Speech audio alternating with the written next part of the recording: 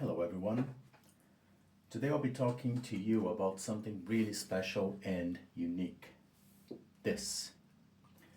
This is the MSX book, or essentially a notebook or a laptop that runs the MSX system.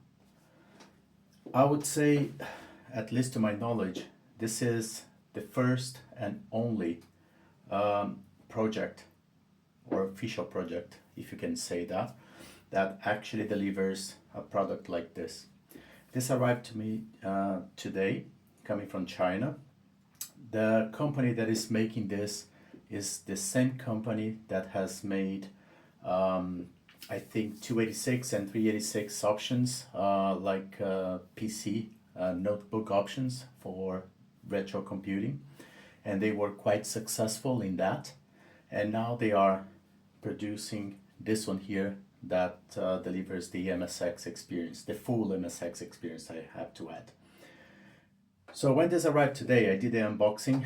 There is another video in my channel that shows the unboxing of this. It's in Portuguese, unfortunately, so for those of you who doesn't speak Portuguese, you're not going to be able to understand it, but you can see the images at least. When it arrived in a very simple box. Didn't have space for much padding within the box, which concerned me. I was worried that maybe the notebook arrived damaged or something like that, but to my surprise, no damage whatsoever. And on top of that, I found that the overall quality of this, it's actually quite nice.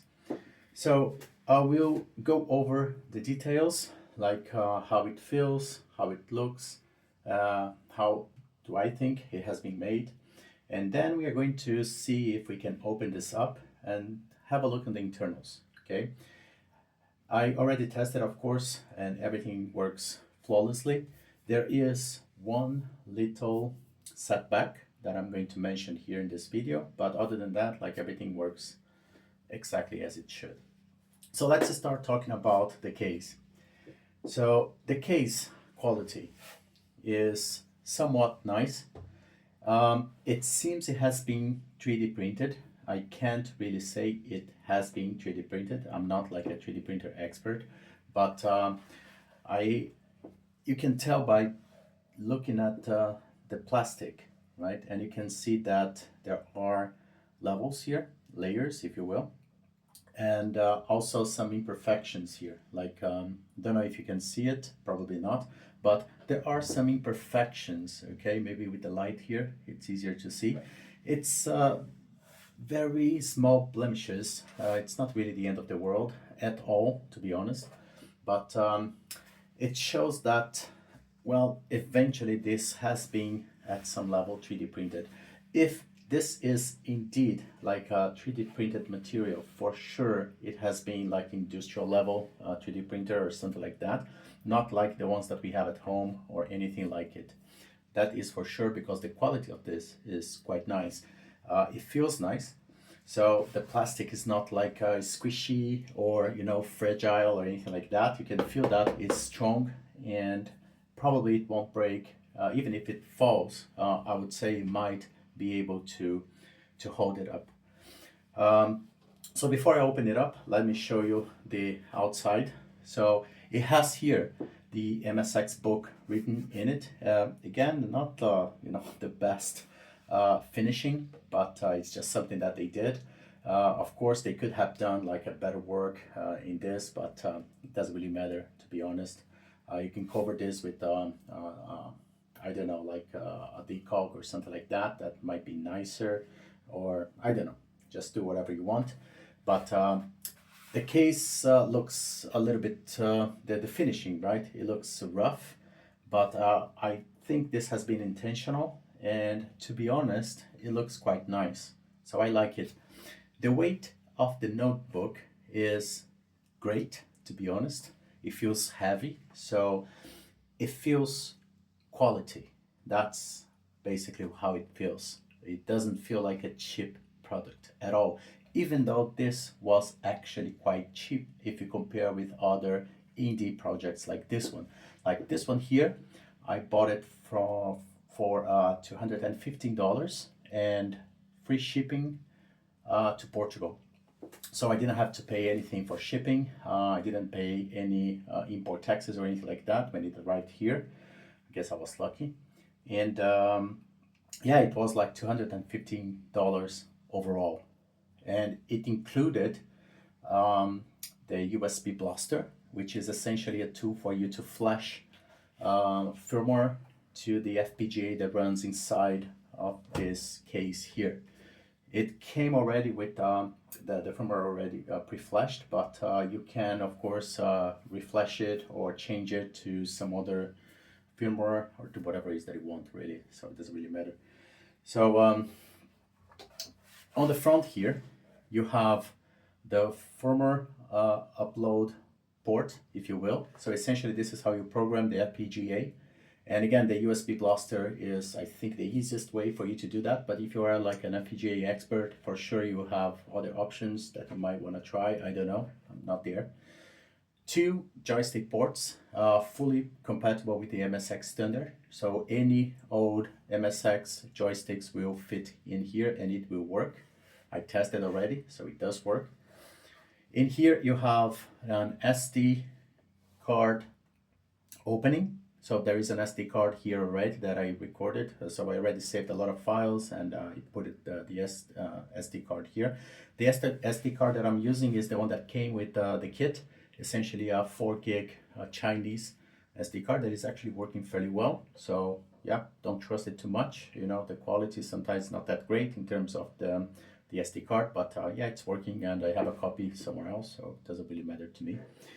Here you have the deep switches where you can control several hardware options. So for example, video output and the keyboard behavior and whether or not you want to add scan lines to the output to simulate CRT monitors, for example, and whether or not you want to enable or disable the turbo mode, so a little more speed, if you will, and some other options here as well, such as additional RAM and some other stuff can be controlled by triggering the deep switches here, right? There is a manual that is provided by the vendor that illustrates exactly how those can be set and the expected outcome if you do so. In here we have a regular USB port that you can use to, again, like load up files to the system or whatever it is that you want to do with that.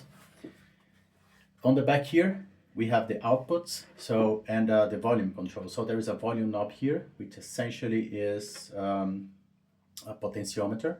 So it's a physical potentiometer that you can turn on or off, up or down. There is an audio output jack here, so we can connect this to a speaker, external speaker, for example. As far as I know, this port can also be used for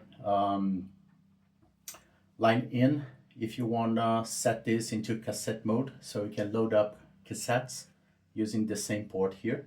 So there is something that you need to do to actually enable this option, but it is an option nevertheless. You have here a CVBS output port as well, VGA port output, and Super Video port output. So as you can see, in terms of video output, you are very well served here. You have a number of different options to connect to a number of different monitors and such. What else? The cartridge slot here. This is basically the, I would say, the weak point for this project at the moment. It works really good. The only issue here is, I don't know if you can see it, but let me see if I can see it. Yeah, so in this and here, I don't know if the camera is going to be able to pick it up, but there are 4 caps, right, capacitors, SMD capacitors, that that was really like an unfortunate design for the board. Hopefully when we open this up, you're going to be able to see it better. But unfortunately, when you put a cartridge and you put force to fit into the slot port, it will eventually come into contact with those 4 capacitors, which could eventually damage the capacitors themselves. Like they can just be ripped off the board, and this is of course not good. And on top of that, there is also a chance that it will damage your cartridge, you know, because of the contact. It might give it some, well, it might damage it, right? So it's not great. I don't know why they did it like this. It's unfortunate because this is, to me, the only design flaw with this project. Everything else is amazing, really very well done and very well executed. But the cartridge slot, unfortunately, has this very small flaw that could be easily avoided. To be honest, it's just a matter of putting those 4 SEMD capacitors somewhere else in the board. There is plenty of state in the board, so they could have moved that somewhere else. Maybe next revision of this board will have something like this, but not this one, right? So all of those that are being shipped will have this issue, so know that. We're going to get back to that in a moment. So in here you have like a PC keyboard input. So if you want to use like an external keyboard, you can use like this option here, and an USB-C board here for charging. This is exclusively for charging as far as I know, right? So there is no other use for this particular port here. So any USB charger will be able to charge this. So yes, when I say charge, I mean there is an actual battery inside. We're going to have a look at it. It's not like a big capacity battery, but it's able to hold a charge while you're using the machine for about like 4.5 hours or something like that. That's what the vendor says. I didn't test it. But it works. That's the great thing about it, right? So let's open this up. As I said again, right, this feels really strong, sturdy. So it doesn't feel fragile, that's going to break or anything like that. It actually feels great. And the construction here, as you can see, still like you have that finishing that was showing you before, like that rough finishing. That actually looks great on this. So it's not a bad combination at all. The screen that you see here, you see some bubbles eventually, like in here, for example. You might be able to see it or not. Maybe if I change the light a little bit, yeah, there you go. So this bubble here, this is just like a plastic protection that came with the screen. To remove it, I will have to disassemble the bezel here and then pull that protection plastic or film off, right? So that's the thing about this here. What else? The screen itself is, let me see if I can move the camera a little bit up here. Yeah, so maybe that's better. So the screen itself, according to the vendor's website, it came from an iPad, iPad 2. So don't know if this is like a brand new screen, like old stock screen, new old stock. It could be. Doesn't look like it's used at all, to be honest. So probably it's new old stock. If it is indeed an iPad screen, it's a good quality screen. So I think it is, from what I could see. It looks really great. And what else? So here you have 3 little buttons, like push buttons. Those are essentially ways for you to control some aspects of the hardware. So for example, the first one here enables or disable the turbo mode, so that you don't have to even go to the dip switches. You can do it from here. That's at least what is in the manual. The middle one here with a V on top controls the video mode, so the video output. So essentially it's like you are controlling where you want the video to be displayed, on the LCD or in one of the ports in the back, for example.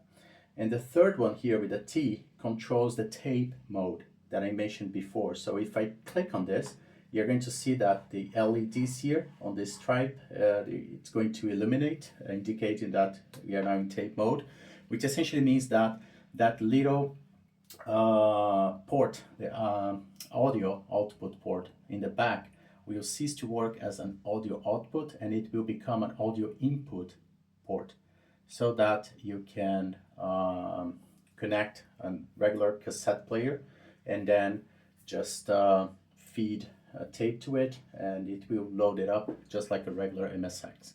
So that's really great because, again, this is a very compact, fully working MSX computer, which is amazing. This is based on the one chip MSX project. So they are not revolutionizing or doing anything brand new. They are just taking an old project and essentially repackaging it into this very nice, sturdy, and compact form factor, right? So it looks great. You have two speakers here. Not saying it's a stereo, but there are two speakers here. Probably there is a stereo going on if you're using the sound card options. So yeah, the speakers are not great. Well, as I mentioned, like most notebooks, laptops, they won't have great sound anyways, with a few exceptions like the Apple MacBooks, for example, that have an amazing sound quality. But other than that, like most notebooks will have very deficient speakers anyway. So don't expect much from the built-in speakers. They are not amazing, but they will do the job. And you can control the volume from the knob that I showed you on the back here, right? So it's great. The power on switch here is an actual mechanical switch. So you press it down, it clicks, and then it boots it up. We're going to show that in a moment. You have the LED strip here, stripe, that shows you like numerous different functions, like whether or not you have a PS2 keyboard connected, the on-screen display, whether or not it's powered on or charging, and then 1 through 9 here will indicate different options that you have selected, right? Now, the greatest thing that I think about this here, besides of course how compact it is and the form factor and the build quality, is the keyboard. Now, believe it or not, this keyboard is actually a mechanical keyboard. So it feels great to type in. I have to say, like, I haven't experienced a lot of laptops that have such a nice keyboard built into it. It's not mushy, it's clicky, it's, you know, responsive. It's the build quality feels really great. So I don't know how they did this for such a low price. But yeah, of course, like this can be broken in a matter of like a couple of months or something like that. It might not be such great quality in the end. It looks like it is anyways. So yeah, this is amazing. It's so great. And on top of that, you see that this is not like a generic keyboard that they just adapted to this project. They actually put some thought to it. You can see here, right? Like SCC plus or minus, so you can enable it or disable it, FM, right? And PSG. So this is actually built for this particular project. So it is amazing, really. And on top of that, and then yet another surprise, this is backlit. So you can actually see it without light. So yeah, that's really great. And well, back to the build quality here, just to show you, right, how sturdy this is. I think the best way to show you that is through the slot board here. And you can see that the plastic here, there's a lot of plastic here, really. So it's not like flimsy. I need to put a lot of effort here, you know, like force to actually bend this just a little bit. So yeah, it's great. And you see that the finishing here, like when the two clamps, right, they come together, I don't see spaces, right? I don't see rough edges. So I don't know how they did this. Again, with such a low price spec, but yeah, it's amazing. I'm actually amazed. And I just realized now that, no, forget about it. So yeah, some imperfections, like in the hinges here, you can see again like some plastic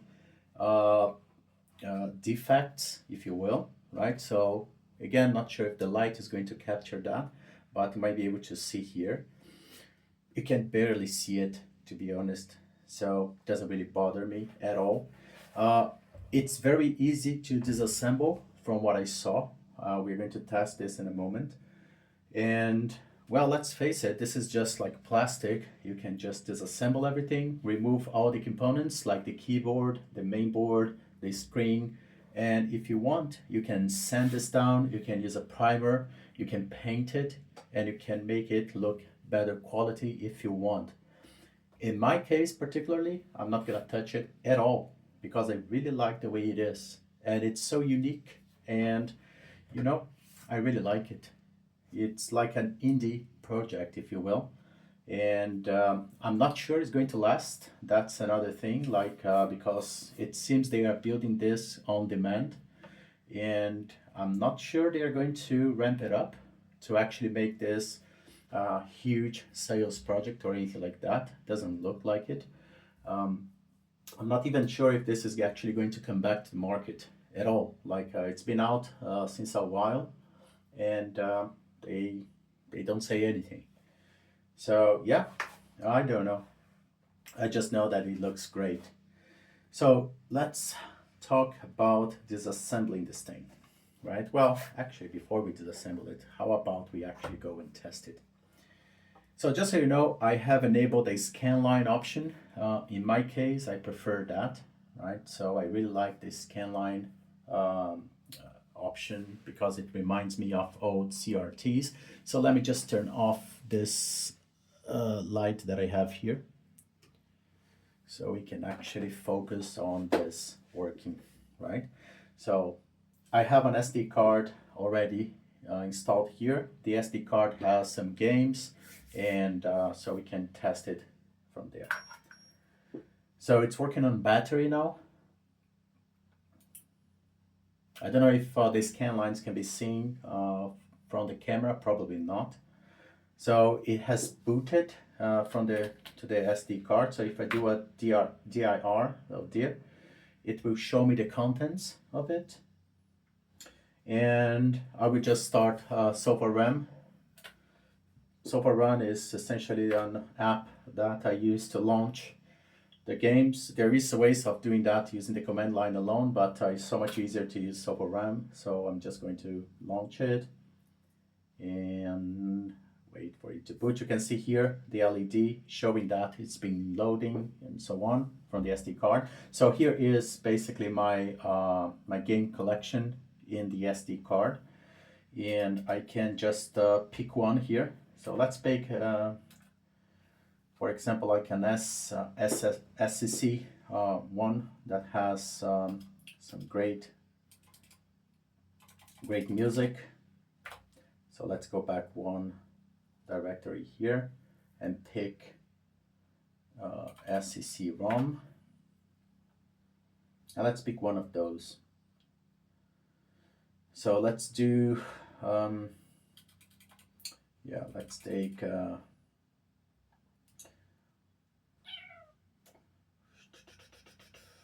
let's do Nemesis 3. Let's say Salamander. Salamander is actually, or Space Mammal, like, yeah, no, why not? So it's going to load the ROM into the RAM, right? So it's loading the ROM right now. And then we just press space. It's going to load. The game now is basically loaded. So let's see if how is the sound here.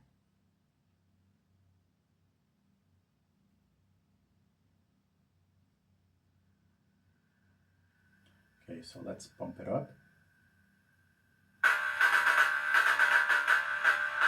Yeah, I think it's the maximum. So the sound is coming from the native speakers here. So you see that is SEC, right? So Konami chip sound.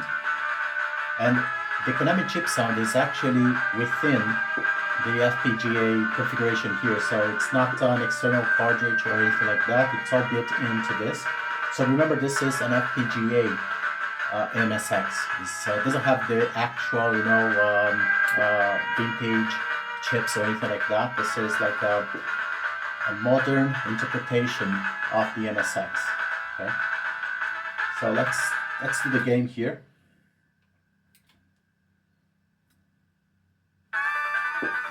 Yeah, so I can see the keyboard works just fine. Yeah, it's very hard for me to play on the side, and to be honest, I'm not a great player either. But yeah, you can see the image and how it goes and blah blah blah, right?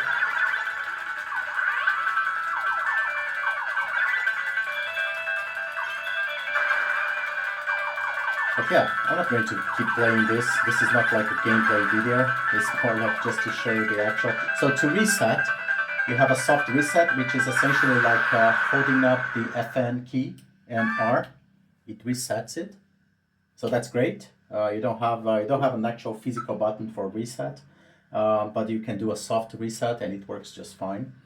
And on top of that, you have also like on-screen display for configuring several different things here. So if I click on the FN button and F4, it brings up the on-screen display here, where I can control, for example, like brightness of the screen and the contrast. You see that my brightness is at 75% and contrast is 100%. And the reason behind that is because I enabled the scan lines, and the scan lines makes the screen much darker than the normal one. So that's why I have to bring everything up, right? But if you're not using the scan lines, you can easily bring this down to 50% or something like that. It will be just perfect, right?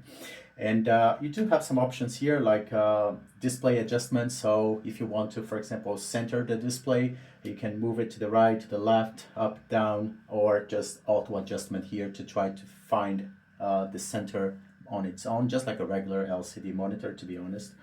What else? For RGB output, you have particular options that relates to that as well. And you do have some advanced options here on top of everything, like aspect ratio, overscan, overdrive, and blah blah blah. Right, so what else do we have here in terms of yeah, you have the other option here that essentially resets all the settings that you've done, and menu time for the OCD, OSD, and other minor options here. Okay. Then to bring this back or to remove it from the screen, just ask and it goes away. What else? If you type FN and F5, it gives you like this little square, right, with some options, or not options, but status, if you will, of the machine. So for example, battery level, so it's saying 99% at the moment, 98, so it's fluctuating between 96 and 99. VGA out, essentially what is being used as the video output at the moment, and it's the LCD here. And keyboard light is off, right? So FN, the key FN plus number 3, we will enable. So there we go, backlight, right? And again, FN and 3 should disable it. Yep. And that's it. That's basically it. So I'm just going to again ask and it goes away, right?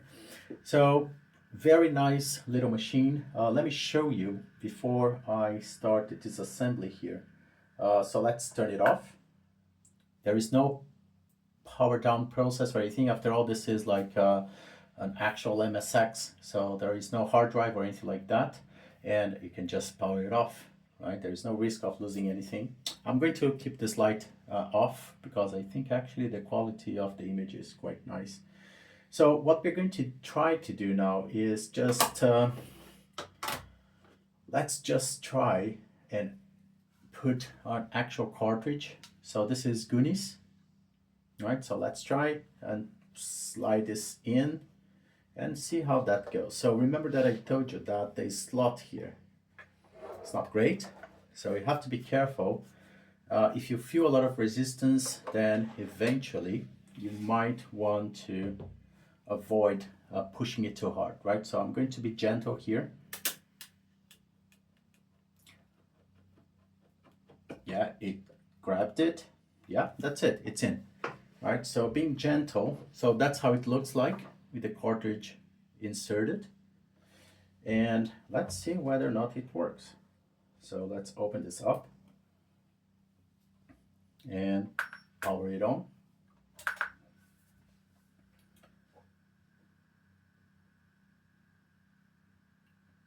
And there you go. So that's the cartridge that I just inserted, like goodies.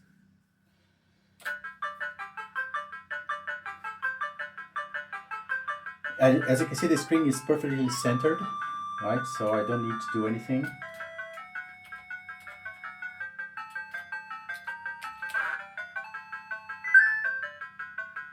So this is a game that I used to love playing when I was young.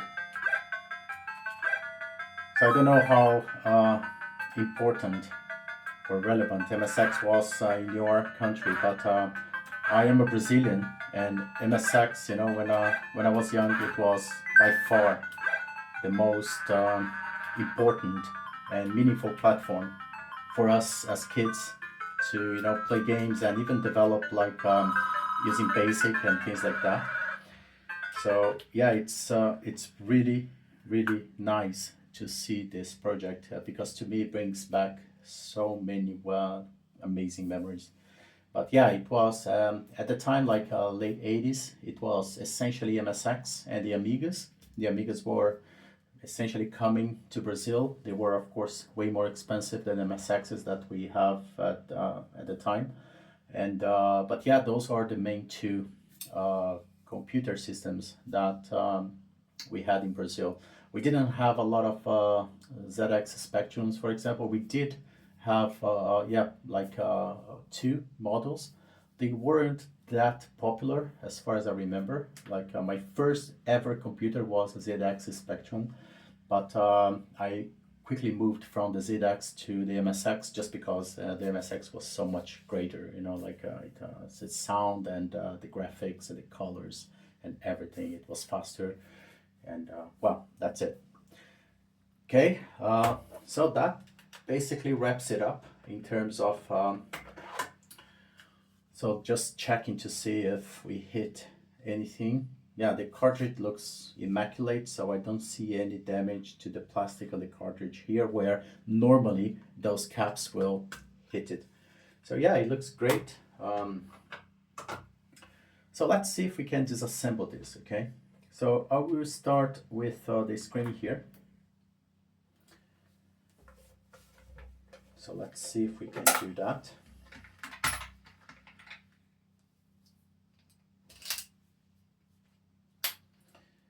And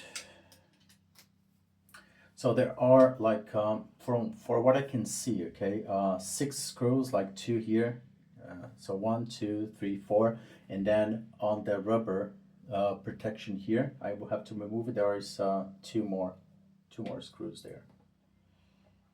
So let's see, removing one and the other here. I will have to remove this anyways because I want to remove that film that is protecting the screen with the bubbles. That is very annoying. Okay, so I think I will turn this on again because now I need the extra light so I can actually see what I'm doing here. So let me just regulate it here. Yeah, that's great. So it's enough light. So let's start by removing the screws here.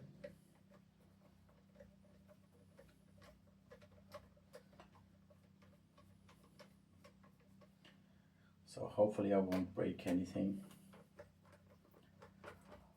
I have to be honest, I don't like the idea of disassembling it because it's working so great as it is. And I didn't really buy this just to make videos on the internet. I actually bought it to use it. And yeah, you got my gist, right? So I don't think I'll be very happy if this stopped working, especially because it's virtually impossible to get another one at the moment, at least.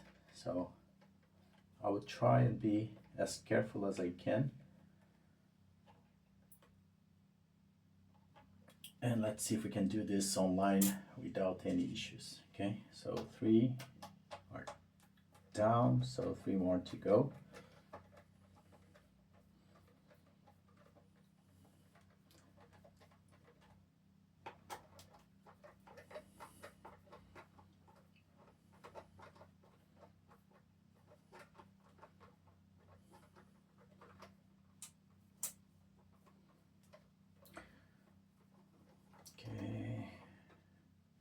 just one more, hopefully. That's what it will take for us to remove the bezel. So hopefully this is not glued or anything.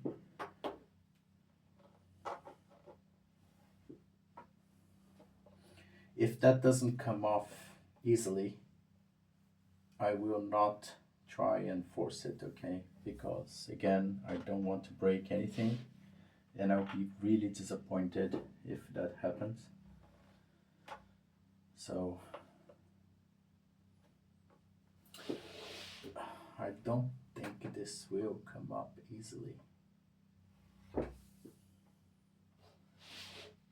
I know it's doable because I do have some friends, right, that already received it and disassembled the screen.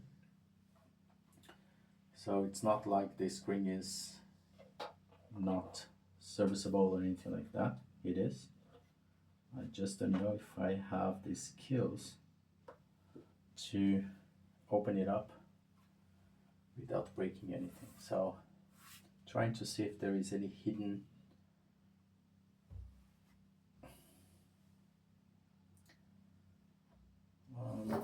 doesn't look like it.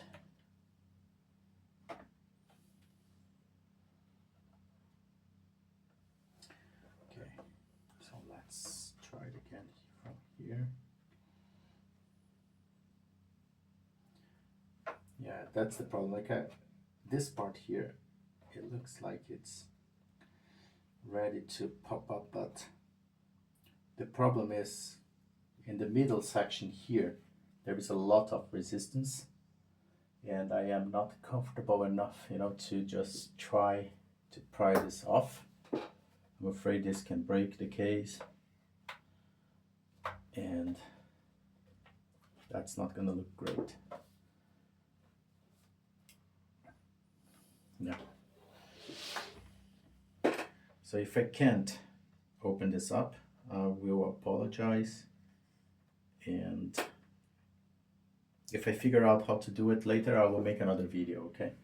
But yeah, for now, I don't see an easy way to release the bezel. And again, I'm not going to be forcing this because I have no clue what can happen. Yeah, I think the problem is that we have those,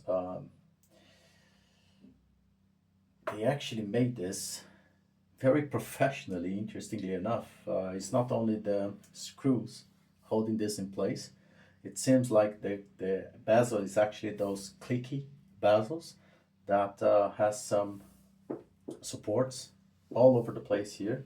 So you have to go with a plastic thing trying to go through those lock mechanisms without breaking them.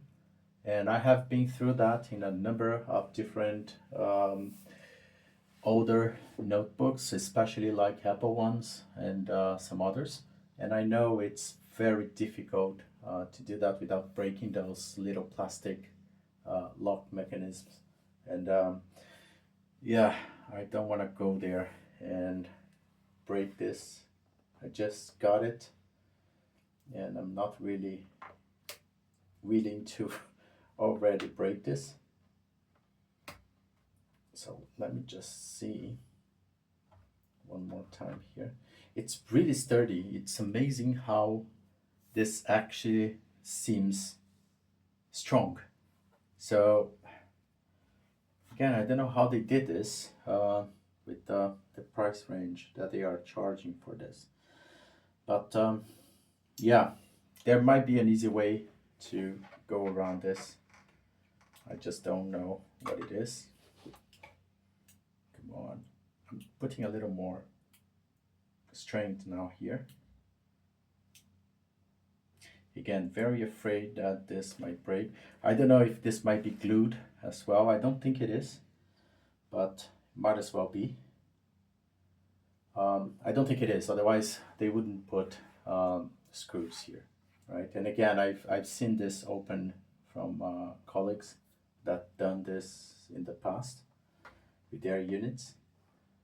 So I just have to go back to them and ask them how they did it.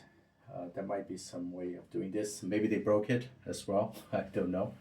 They didn't say.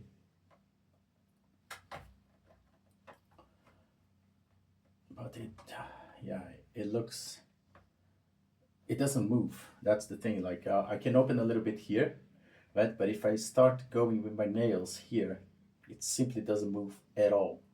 So yeah, it looks really tidy there. So yeah, I'm not gonna do it.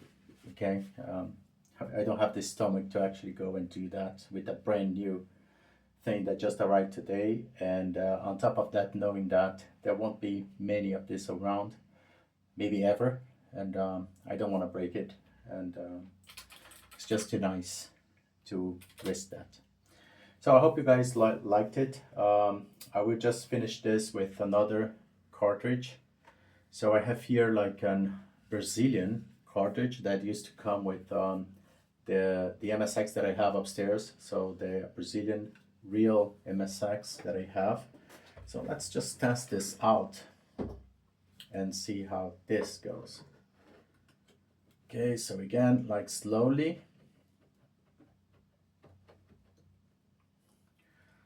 Okay, I think it's in.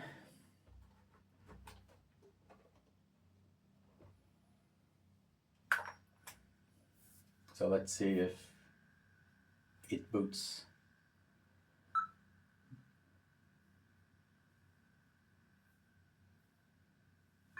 Yep, there you go.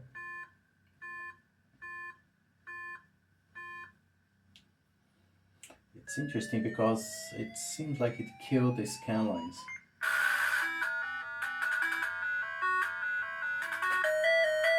Yeah, I know one. I think I accidentally just removed the scan lines. So let me just try to bring it back. Yeah, I accidentally like moved the dip switch here. Just to confirm, okay? Yeah, I can see the scan lines back.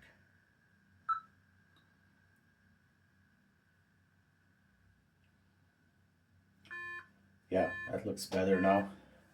So it's, I don't know if you can see the difference on the video, but to me it makes all the difference in the world, right? The scan lines, it brings back like that vintage feeling of the CRT. So let me just bring this down a little bit. So this is a demo cartridge that used to come with the Brazilian MSX called Expert.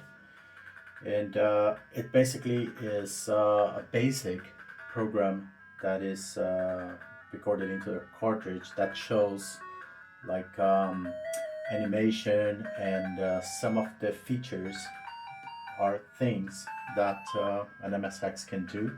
It's not really amazing. It's just like, to me, uh, it brings back a lot of memories, that's all, right? So in here you can see that it just says congratulations to your by your expert computer and blah blah blah, and then it starts like talking to you like it's artificial intelligence, and so you have to follow the instructions and then type stuff, and that's really like silly, but yeah, it works great, and yeah, happy to see that here. You see that all the parts that has accents, it's not coming out great, right? And that's normal because probably the firmware that is in this computer here is not compatible with the Brazilian accents and things like that. But that's it. That's what I wanted to show you. I will put back the screws here and I will call it the day. Again, I don't want to risk breaking anything. Yeah, now here, okay, I think I hit a little bit of those caps because I can see here the marks. I don't know if you can see it, right? But there are three, at least I can see three here, like small marks in the plastic. And that's essentially where those caps are.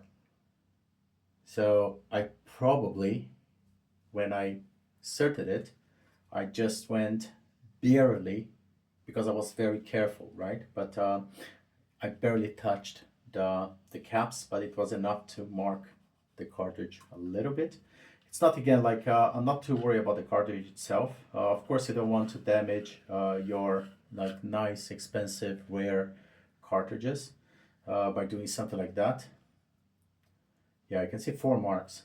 So yeah, it's basically the 4 caps, right, that has been touched here. So the problem here is not, again, the cartridge itself or the plastic, because you can barely see it, and probably no one will ever notice. If I didn't know, right, this could happen, I would never look at it. But the problem really is the caps themselves, because if you are trying to insert a cartridge here and you just start putting uh, force, right, to slide it in, and the thing is, the cartridge here, like the connector, is a little bit stiff, so you have to actually put a little bit of effort to move it down. And if you really push it hard, it will hit those caps strong, right, with a lot of power, and much likely it will make them basically, you're going to remove them. They're going to snap. And that happened with a colleague, with a friend, right? That was discussing that in the group that we share, and it's a big issue. So be aware of that. Okay, if you buy one of those, don't just go and try to jam the cartridge there, because it will basically vaporize those 4 little SMD caps that are just out in the board, and it's not going to be great. I will later, okay, see if I can open the down part of here to access the board and see if I can come up with a solution for that. Hopefully there is something that I can do. Ideally, the best solution would be to reroute those caps to some other place in the board. That might not be that simple, because it has to be done with actual traces. You can't just do it like with wire, because it's just going to, the problem is still going to be there, right? If you just remove those very small, tiny SMD caps, and you start adding wires and moving them somewhere else, the problem is still going to be there, because when you put a cartridge, it's going to hit the solder point, and eventually those wires will come loose. So it's not going to solve anything. So the only solution I can see is really to reroute that using traces. It's not going to be easy, if possible at all, to be done. And that's it. That's, I think, the only solution. The other thing that I'm thinking about is eventually placing a small piece of plastic that is, it has to be thin, otherwise the cartridge will not slot in, but it has to be strong, right? So thin and strong, so that we can create an angle for when the cartridge goes in, it will force the cartridge to go above those caps, right? And don't hit them. So essentially protect the caps. Not sure where this is going to work as well, because I think it's very tight, the space there. And if you put anything there, essentially, like, it's just going to be an annoyance, because when you try to slide the cartridge, it's going to hit that little barrier. And if you force it down, no matter what you put there, is just going to be dislodged, and the caps eventually are going to be ripped out. Well, but you got my point, right? It is going to be a problem, and just be careful, okay? Another option will be to use a cartridge extension in there. So just slot in like a cartridge extension and just leave it. Don't keep like putting in and off, or removing and adding it. Just leave it. It defeats the purpose of a notebook. That's the problem, in my opinion. Yeah, the solution will be great, it will work, but on the other hand, well, you have this portability here, and then suddenly you are walking around with like a big piece of an extension cartridge thing hanging there. So it's not going to be great. So it depends. Okay, if you want to use this at home, just well, yeah, maybe a cartridge extension will be the best solution.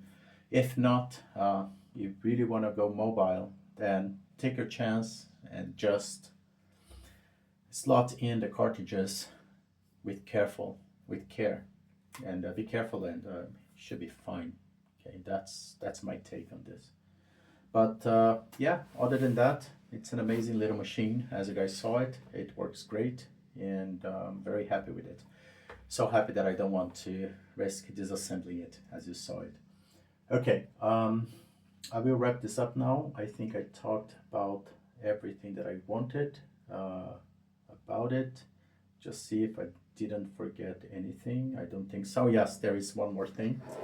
You see that there is a slot here as well, right? An opening, and it's closed.